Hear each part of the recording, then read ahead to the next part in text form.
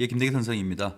자, 어느새 벌써 고전은문 10강으로 왔습니다. 자, 정선아리랑이라고 하는 민요 하나가 실렸는데요. 작년에도 같은 부분에 같은 작품이 실린 적이 있습니다. 물론 뭐 지문 내용은 조금 다르고요. 좀 짜증나는 것이 수능에 내지도 않을 거면서 이게 나올 것 같아요. 그럴 리가 없겠죠, 그죠? 내지도 않을 거면서 왜 이렇게 학생들 고생시키는지 모르겠습니다. 자, 우선 서두에 말씀드릴 것은 미리 지문을 좀 보고 문제를 풀어보신 분들은 아시겠습니다만 뭔 말인지 잘 모르겠죠, 그죠? 그 이런 말 하면 좀 거시기 합니다만 좀 모자라는 사람하고 얘기하다가 보면 이게 무슨 뭔 소리 하는 건지 잘 모를 때가 있죠. 왜냐하면 맥락 없이 말하기 때문에 그런 겁니다. 이 글도 지금 보시면 각각의 구절들이 맥락이 연결되지 않아요. 유기적으로 이러하기 때문에 이러하거나 맥락을 판단해야 되는데 그런 거 없이 그냥 나오는 대로 얘기한 것이기 때문에 그 내용을 처음 보고 진지하게 따져보려고 하면 좀 어려운 글이 될 수 있지만 사실은 그렇게 볼 글이 아닙니다. 마치 이 글을 아주 진지하게 보는 것은 운전면허 시험 공부하려고 절에 머리 깎고 공부하러 들어가는 거와 같은 얘기예요. 그래서 편하게 봐도 상관없어 보입니다. 자, 그러면 일단 선생님이 해제부터 먼저 보고 설명을 드릴게요. 자, 이 작품은 정선 아라리로도 불리는 강원도 전 지역에 걸쳐서 있는 토속적인 민요이다. 일단 장르는 민요라는 거죠. 평민들의 일반적인 정서를 보여주는 민요가 일단 이 글의 장르랍니다. 그 다음에 넘어가서 이 작품은 창작층이 넓게 퍼져 있으며 당연히 평민들이 부르던 거니까 당연히 넓은 창작층이 있겠죠.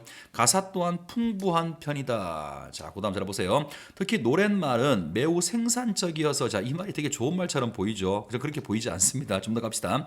생산적이어서 기존의 것들을 참고하기도 하나 현장 상황에 따라서 다수의 창작자가 즉흥적으로 만들어내기도 한다. 그러니까 이런 말이네요. 생산적이라는 말은 노래 가사가 생산적이라는 말은 고정돼 있지 않고 그때그때 운율에 맞추어서 만들어지는 거라는 거죠. 그리고 그것을 즉흥적이라고 표현했단 말이에요. 그러다 보니까 내용 자체가 서두에 말씀드린 것처럼 연결이 잘 안 되고 그냥 그때그때 상황에 따라 하는 말이라서 이게 무슨 말을 하고 있는 거구나. 그것만 캐치하면 되는 것이지 뭐 굉장한 어떤 비유가 있거나 상징이 있거나 그렇게 볼 수 있는 글은 아닙니다. 자, 넘어가시고 따라서 노랫말 사이의 유기성은 떨어지고 자, 이 말이에요. 유기적인 연결이 떨어진다라는 말입니다. 사실은 나와 있는 각각의 연들이 모두 다른 이야기들이에요. 독립된 이야기라고 보시면 되고요. 주제 또한 사랑, 인생, 사회 등 다양한 것들을 다루고 있다. 뭐 부르는 사람 자체가 워낙에 많다가 보니까 지 기분대로 부르는 거니까 주제도 나오는 것마다 모두 달라지겠죠. 자, 이처럼 이 작품은 두터운 창작층, 풍부한 전승 가사, 상황에 따른 가사의 창작 등 살아있는 민요의 특징을 보여준다. 이게 유일하게 아마 요글에서 의의로 기억해야 될 만한 부분인 것 같아요. 고정되어 있는 것이 아니라 그때그때 부르는 사람 기분에 따라 부르는 것이기 때문에 살아있는 민요의 특징을 보여준답니다.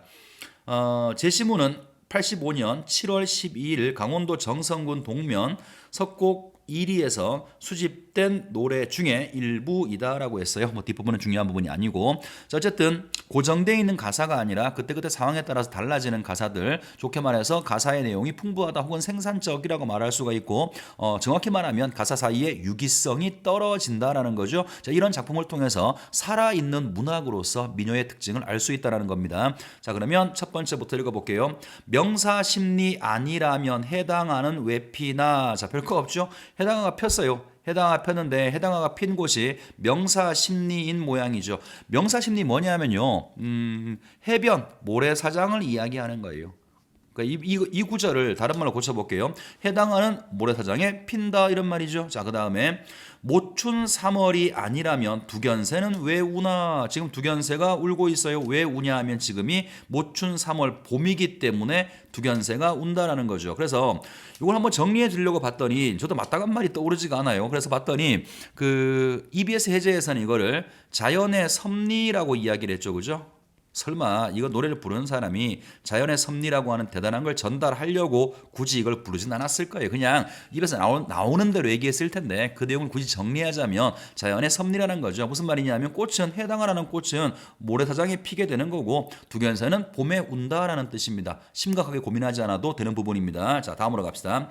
일본 동경이야. 그 얼마나 좋더냐. 꽃 같은 나를 두고서 연락선을 탔나. 연락선은 배죠. 일본으로 가는 배입니다. 그러면 누가 탔는지 주체가 나오진 않았습니다만 꽃 같은 나를 두고라고 했으니까 아마 님이 그랬다라는 말이겠죠. 그죠? 그래서 님과의 이별의 상황을 이야기하고 있고요. 이별하는 상황에서 나도 되게 좋은데 왜 나를 안 보고 동경을 갖느냐. 나를 버리고 떠나는 님에 대한 원망의 마음을 드러내고 있다. 혹은 이별의 슬픔을 드러내고 있다. 이렇게 말하면 되겠네요. 그 다음 세 번째. 서산에 지는 해는 지구야 싶어지나. 자, 서산에 지는 해가 지고 싶어지나라는 거죠. 순리라는 거예요. 해가 지는 것은 순리라는 거죠. 서산에 지는 해는야 지구야 지고 싶어서 지는 거냐, 나를 버리고 가시는 임은야 가구야 싶어 가나. 그러니까 이거는 어떤 정신적 위안을 얻으려고 하는 거죠. 님이 나를 버리고 떠났어요. 그죠? 떠났는데 그 떠난 님도 아마 나를 버리고 싶어 버린 것이 아니라 어떤 사정이 있었을 거라고 혼자 추측하는 거죠. 그래서 이런 추측을 통해서 나는 내가 싫어 버린 것이 아니야. 정신적인 위안을 받으려고 하는 겁니다. 자, 네 번째로 갈게요. 정선이 좋다고 하여도 딸 주지는 말아라. 그러면 일단 정선이라고 하는 이 공간에 대해서 딸을 주지는 말아라, 딸을 시집 보내지 말라라는 거예요. 부정적인 인식을 하고 있습니다.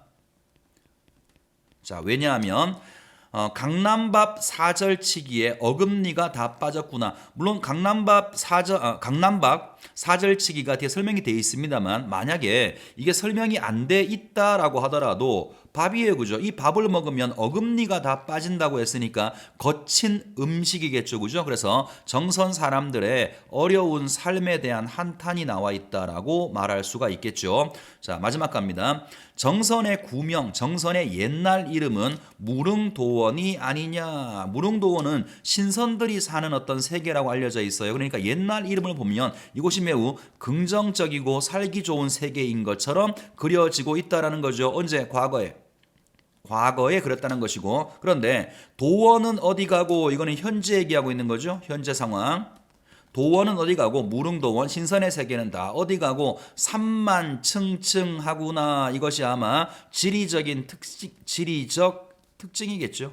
정선이 이렇게 좋다고 했는데 와보니까 고립감만 느끼는 곳이구나, 이런 말인 것 같아요. 그래서 보다시피 지금 1년부터 5년까지 모두 다 거의 다른 이야기를 하고 있습니다. 물론 여기 지금 보시면 2년하고 3년 B하고 C 같은 경우에는 이별의 이야기를 하고 있으니까 연결성이 있어 보이기도 합니다만, B에서 연락선을 타고 간 그 임이 C에서 지금 말하고 있는 이 임과 동일한 임인지 아닌지도 알 수 없어요. 그러니까 각각의 연들이, 꼭 기억하실 것은 유기적 연결이 안 된다라는 겁니다. 그래서 선생님이 설명했던 것처럼 1년은 뭐에 관한 이야기고, 2년은 뭐고, 3년은 뭐구나, 내용 정도 아시면 되고요. 다른 것들은 특별하게 기억할 만한 부분은 없어 보입니다. 물론 운율은 물어볼 수 있겠죠. 그죠? 자, 1년 한번 볼까요? 1년. 명사심리가 아니라면 해당하는 외피나, 모충3월이 아니라면 두견세는 외피나, 사음보 쓰고 있네요. 그죠? 운율은 사음보의 외형률을 쓰고 있는 것도 하나 눈에 띄는 부분이고요. 근데 민요 같은 경우에는 글쎄 이거 말고 다른 게 나올 수도 있겠죠. 사음보 혹은 삼음보, 7호조, 3, 4조 이런 식으로 외형률이 눈에 보이는 경우들이 굉장히 많습니다만, 대부분이 그렇죠. 그렇지만 그런 것들이 처음부터 마지막까지 기계적으로 딱 지켜지지 않는 경우가 많아요. 그래서 만약에 이걸 문제를 출제한다 그러면 사음보가 쓰였다 혹은 삼음보다 이렇게 특정해서 말하는 것보다는 정형적 율격 혹은 민요적 율격, 아니면은 외형적인 리듬감이 느껴진다, 이런 식으로 두루뭉술하게 이야기하거나, 아니면 사음보를 기초로 한 변주가 느껴진다, 이런 식으로 운율에 대해서 언급을 하게 될 겁니다. 자, 일단 시 내용은 다 설명했어요. 별로 할 얘기가 없어서 좀 김이 빠지네요. 자, 그러면 문제 빨리 한번 풀어보겠습니다. 진지하게 풀 문제가 별로 없어요. 1번부터 갑니다. A, E에 대한 설명이다. 적절하지 않은 거, 뭔 내용 얘기했는지 판단해보라는 것이겠죠. 1번 합니다. 하자가 경험한 계절적 정황을 드러내고 있다. 두견세는 봄에 우러 계절적 정황. 문제 없죠? 2번. 임의 행동을 제시하여 임에 대한 원망을 드러내고 있어. 동경이 좋다고 연락선을 타고 떠나갔어. 나쁜 새끼. 원망 맞죠? 그죠? 그 다음에 3번 합니다. 자연현상과 관련하여서 임의 선택이 임의 의지가 아닐 것임을 드러내고 있어. 이거 뭐죠? 해가 지는 것, 해는 질 수밖에 없어. 님이 떠나는 것도 나를 치러 떠난 게 아니라 어쩔 수 없이 떠났을 거야. 선생님은 그것을 정신적인 어떤 위안이라고 해석을 했는데, 이 사람 말처럼 님의 의지가 아닐 것임을 드러내고 있다. 이 말도 틀린 말은 아니겠죠. 4번은 화자가 누리는 풍족한 생활을 웃기고 앉아있네. 그 다음에 해학적은 웃음이죠. 그 부분은 한탄하고 있는 거죠. 밥만 처먹으면 이빨이 빠진답니다. 그런 밥 먹고 사는 동네니까 자신들의 현실에 대해서 한탄하고 있는 것이지 웃음을 기반으로 한 해학은 전혀 해당 사항이 없는 거죠. 5번은 화자가 사는 곳의 옛 이름의 유래와 무릉도원이라고 했어요. 현재의 환경 산만 돼지게 많아 이런 것이 서로 어긋남을 보여주고 있다. 답은 4번 말고는 할 게 없죠. 자, 넘어갑니다. 자, 2번 문제 확인할게요. 보기의 설명을 참고해서 윗글과 보기 가를 비교한 내용이다. 적절하지 않은 거 보세요. 얼마나 낼 문제가 없으면 보기에 다른 작품을 내가지고 비교하는 문제 냈겠어요. 자, 일단 그러면 보기부터 먼저 보죠. 민요와 같은 구비문학은 우리가 지금 봤던 정선아리랑은 장르가 민요고요. 입으로 전해지는 구비문학이죠. 이걸 다른 말로 적층문학이라고 부르기도 합니다. 고정돼 있지 않고 세대가 지나가면서 쌓여지는 문학이라는 말이겠죠. 자, 민요와 같은 구비문학은 민중의 삶을 비교적 느슨한 틀 안에서 형식이 딱 고정돼 있지 않고 느슨한 틀, 이건 하면 형식을 말하는 것이겠죠. 느슨한 틀 안에서 감정을 숨김없이 소박하게 보여준다. 자, 반면에 한시와 같은 민요가 아니라 한시와 같은 기록문학은 글자로 한글이든 한자든 기록이 되어 있는 기록문학은 문학적 상층이 느끼는, 이건 민중이 아니라 상층, 양반들과 같은 상층이 느끼는 소외나 감정을 양식적 요건에 따라서 양식적 요건, 형식이 정해져 있다라는 거죠. 그렇다면 아까 위에서 봤었던 느슨한 틀, 이 말의 반대말이겠죠. 한시와 같은 것은 상층들의 소외를 담은 이런 기록문학들은 형식적으로 양식적 요건에 따라서 조절하고 단순하지 않은 수사로 그려낸다. 자, 단순하지 않은 수사는 뭐 보통 쉽게 말하면 표현 방식 같은 것이겠죠. 단순하지 않은 복잡한 표현 방식을 쓰기도 한다. 민요는 다시 또 민요는 전문적이지 않은 작자에 의해서 전문적이지 않은 창자예요. 아무나 부르는, 민중이 부르는 노래니까 창자에 의해서 가창되지만 한시는 가창이 아니라, 노래를 부르는 것이 아니라 음영의 방식, 음영이 뭐냐면요, 낮게 읊조리는 거예요. 예를 들어서 뭐 청산 이런 거 있죠, 그죠? 세 줄 부르는데 한 100시간 걸립니다. 음영의 방식으로 불린다. 가창 방식도 다르다는 것이고, 구비문학의 경우에 체록 시기와, 체록이 받아 적는 거죠. 누군가가 불러주면 받아 적는 시기와 공간, 제보자, 체록자 등에 따라서 기록된 형태가 유동적인데 반해, 당연하겠죠. 부르는 사람마다 다를 거니까 이거는 유동적일 수밖에 없어요. 기록문학은 이본에 따라서, 기록되어 있는 책이 달라, 이본에 따라서 표기가 달라지기도 한다. 여기까지는 구비문학으로서 민요의 특징과 기록문학으로서 한시의 특징을 이야기하고 있죠. 자, 다음으로 갑니다. 그리고 한시가 하나 나왔어요. 쓴 사람은 정철의 증별이라고 되어 있는데 이거 본 사람 아무도 없죠. 아마 국내에서, 아마 전 세계적으로 고3 중에서 이걸 본 사람은 아무도 없을 겁니다. 그러니까 무슨 말하고 싶은 거냐면 겁먹지 말라고요. 여러분만 모르는 거 아니에요. 우리가 지금 이거 보기를 왜 봐야 되는 거냐면 이거의 내용이 뭐구나는 전혀 중요한 문제가 아니죠. 뭐가 중요하죠? 요거에서 앞에서 얘기했던 한시의 특징을 끄집어내면 되는 거지. 혹시 이해가 안 되는 구절이 있으면 어떡하나 신경 쓰지 마세요. 그런 거 볼 필요 없습니다. 자, 보겠습니다. 석별의 정에 거듭 손잡고, 석별의 정이라고 말했으니까 이별의 상황을 말하고 있네요. 석별의 정에 거듭 손잡고 해포 나누며 다시 술을 마시네. 일생에 자주 모였다 흩어졌다 하니, 다시 말하면 모였다 흩어져, 이별과 만남이라고 하는 것은 반복되는 거라는 거죠. 우리 삶에서 반복되는 인간의 어떤 삶이니까 온갖 이는 하늘에 맡기고야. 자, 하늘에 맡긴다는 말은 운명에 순응하는 거죠. 그러니까 이별에 슬프다가 막 징징거리는 게 아니라, 물론 슬픈 게 있겠죠. 그런데 이 사람은 이별의 슬픔을 직접적으로 드러내지 않고 만남과 이별을 운명이 정해준, 하늘이 정해준 운명이라고 순응하고 있는 그런 이야기를 본 겁니다. 자, 그러면 답을 찾아보도록 하겠습니다.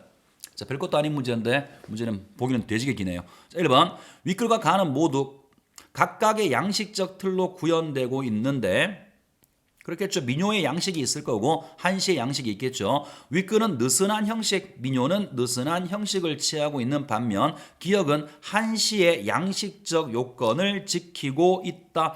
선생님이 지금 지문을 만들면서 여기 뭐 한시에서 한글만 옮겨놨고, 한자로 옮겨놨네요. 그죠? 한자 같은 경우에는 이렇게 보시면 뭐 어느 구절이 운이 맞아야 되고 라임들이 맞아야 되는 그런 양식이 있는데, 이런 것들은 한문 문제죠, 그죠? 국어 문제 물어보지 않아요. 그러니까 그냥 우리가 볼 때는 한문은 보기에서 말했던 것처럼 한시라고 하는 것은 양식적 고정된 틀이 있구나 그러면 되는 것이지 뭐 둘째 줄에는 뭐가 쓰이고 여기는 뭐가 쓰이고 그런 거 알 필요 없다고요. 자, 그 다음에 2번 갑니다. 윗글과 가 모두 삶의 정서를 담아내고 있는데 민요는 일반 평민들의 한시와 같은 것은 상층 문학을 향유하는 사람들의 소외를 담고 있다고 그랬으니까 보기에서 봤던 내용이네요.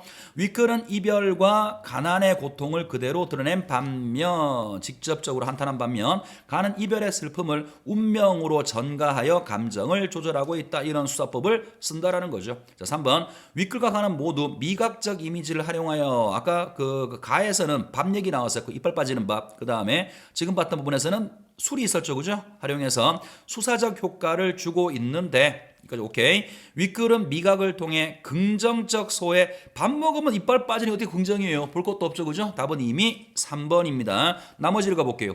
4번 윗글과 가는 모두 기록된 형태가 달라진 작품이 존재할 가능성이 있는데 윗글 같은 민요는 채록 환경에 따라 기록이 달라진 작품이 존재할 가능성이 있는 반면에 가는 문헌에 따라서 이본이라고 그랬죠. 보기에서는 기록된 문헌이 다른 책들을 이본이라고 불렀어요. 이본에 따라 달라진 표기로 존재할 가능성이 있다. 보기에 나온 그대로입니다. 자, 5번 윗글과 가 모두 노래로 유통될 수 있는데 윗글은 전문적이지 않은 창자의 소박한 창법으로 가창될 수 있는 반면 가는 읊조리는 방식 음영이라는 말을 썼죠. 읊조리는 방식으로 불린다. 모두 다 보기에서 확인 가능한 겁니다. 자, 마지막 문제로 갑니다. 3번 보기를 바탕으로 윗글을 이해한 내용이다. 적절하지 않은 것을 골라봐라. 정선 아리랑의 한 창은 두 행으로 구성되며 우리가 이미 봤던 그대로죠. 두 행으로 구성이 되며 각 행은 맥락에 따른 의미나 화자가 처한 상황에 따라서 서로 병행하거나 연결되는 양상을 보인다. 각 행은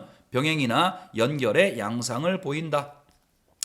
병행하는 형태는 대등, 대립, 보완 등으로 그 다음에 연결되는 형태는 가정과 명령, 금지와 유효, 원인과 결과 등으로 나타낸다. 이와 같은 작시의 구성은 시를 만드는 구성은 작품의 단조로움을 극복하고 자 효과 단조로움을 극복하고 가사의 길이를 확장한다. 가사의 길이를 확장하려는 기능을 한다고 할 수가 있다. 자, 그래서 민요 우리가 지금 봤던 정선 아리랑의 구성 방식을 이야기하고요. 이런 구성 방식이 어떤 기능을 하는지를 설명을 한 겁니다. 적절하지 않는 걸 찾는 거죠. 찾아봅시다. 자, 1번 A 외피나 외운하의 의미를 중심으로 두 행이 병행 양상이 드러나며 대등을 보인다. 꽃이 피는 거, 새가 우는 거 모두 다 그냥 봄에 벌어진 하나의 풍경일 뿐인 거죠. 하자가 눈으로 본 두 개의 풍경을 나란히 배치한 것뿐이니까 일단 1번은 맞는 설명이죠. 2번은 동경이 좋아서 연락선을 타고 떠난 상황과 꽃 같은 내가 남겨진 상황을 중심으로 두 행은 병행 양상이 드러나며 대립을 보인다. 하나는 떠나고 하나는 남겨졌어. 대립 맞겠죠. 3번 진화와 가나의 상황을 중심으로 두 행은 병행 양상을 드러내고 있으며 대등을 보여주고 있어. 해는 지고 님은 가고 같은 이야기죠. 그 다음에 4번 말어라와 빠졌구나의 의미를 중심으로 두 행은 연결 양상이 드러나며 왜 연결이냐면 금지 하지 마라 왜냐하면 이렇기 때문이다 이유를 보인다라는 거죠. 자, 거기 보내면 딸을 시집 보내지 마 금지 왜냐하면 거기 가면 이빨 빠져 이런 얘기죠. 자, 5번 무릉도원과 삼만충충의 의미를 중심으로 두 행은 연결 양상이 드러나며 원인과 결과자 옛날의 무릉도원이기 때문에 오늘날 산이 첩첩한 건가요? 말도 안 되는 거죠. 원인과 결과가 아니라 이거는 대조의 양상을 보이는 거죠. 옛날의 이름으로는 무릉도원 이상향이라고 하더니 지금 살아보니까 엿 같더라 이런 말이잖아요. 그죠? 그래서 답은 5번으로 보시면 됩니다. 오랜만에 아주 짧게 설명했네요. 오늘 여기까지 하고요. 다음 시간에 다시 만나겠습니다. 수고 많았습니다.